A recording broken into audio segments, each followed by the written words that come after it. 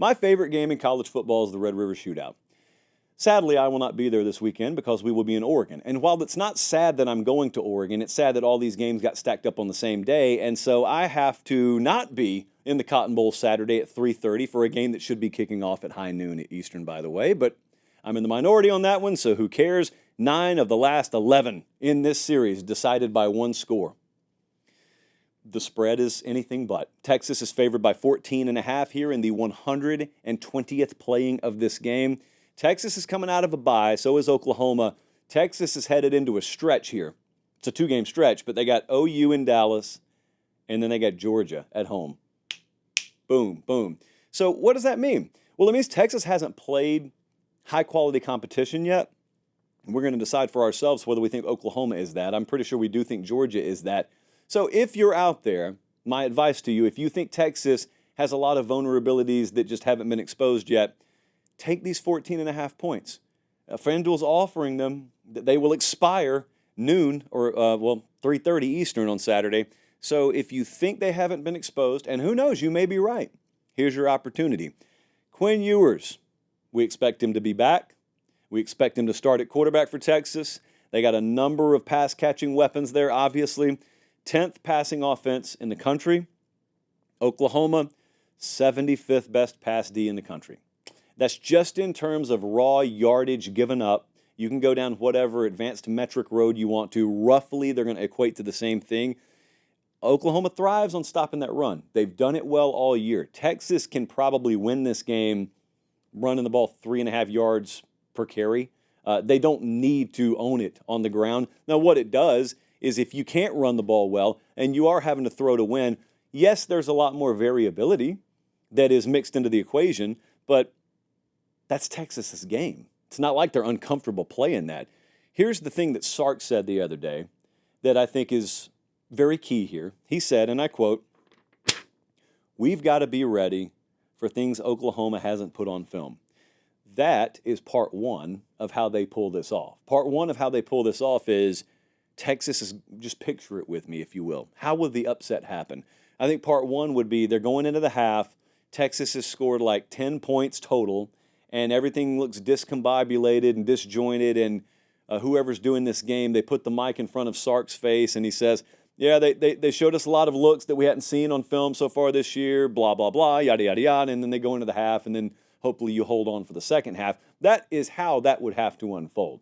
What I can't be seeing is you turn on this game, and it's like a repeat of Ole Miss, South Carolina last week, where the favorite is up 2 scores right out of the gate. If that happens here, it's going to be a long afternoon for Oklahoma. So that's part one. Part two is Oklahoma has to have what we call a profile buster game, which very, very simply means these teams can't play the versions of themselves that they have been so far this year. That's what gets you the number on the bottom of your screen right now. That's what gets you installed as over a 2-touchdown underdog. So obviously something's got to happen different than what we've seen so far. That's the bad news. The good news is this is college football. It happens every Saturday. Will it happen here? I think I go back to last week. Remember USC at Minnesota. I'm not equating the two teams to these two. I'm just saying for argument's sake, think along with me. Remember when we were watching that game last week, we were leading up to the game. I mean, we circled it and said, not a great matchup for USC. It's hard to find that in this game, but that doesn't mean they're not there. Sometimes that they're just matchup advantages that are not foreseeable going into the game, especially when you're still early enough in the season where everything about every team hasn't been tested and hasn't been exposed. So who knows, maybe Brent Venables and his staff, they do find something. Maybe it's one of those freak games where we got 10 or 14 points that are generated non-offensively. You put that in the equation, and you find a way to get to 26 points if you're Oklahoma. You trust your defense to be the one that can hold Texas under that. Not many others will, but you trust your defense to be that. Here's the problem. Oklahoma has found some explosive plays this year, which they'd obviously need in this game, but there haven't been many of them, like in the Auburn game. They found a couple, but this is one of them. You know, if you keep the opponent low on the scoreboard, you don't have to have a ton of them. Texas is excellent at preventing it. That's the problem. Every time you run the magnifying glass over the sheet here, You think you find something with Oklahoma. Well, they've done this. Well, yeah, but Texas is good at preventing it. They're coming out of a bye, so you're not catching them in any spot. Plus, this is OU Texas, so you're not catching anyone off guard anyway.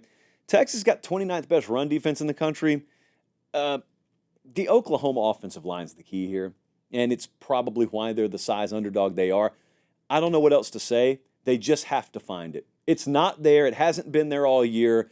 I don't know if you believe in magic, if you believe in just bottling it up, and for one Saturday only, you just play above your skis, but it's got to happen here. It's unlikely to happen, but it's got to happen here. Here's the padlock stat, I think, for Oklahoma to win. And if this sounds like a weird preview, it's because it is, because I'm not predicting it straight up. When we have double-digit favorites, it really does little good to just talk about the game as if it's an even matchup.